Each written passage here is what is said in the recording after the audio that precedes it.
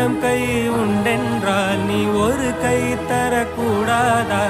ஈராயிரம் கண் கொண்டாய் உன் ஒரு கண் என்னை பாராதா? உன்னில் சரணடைந்தேன் இனி நீ கதியே.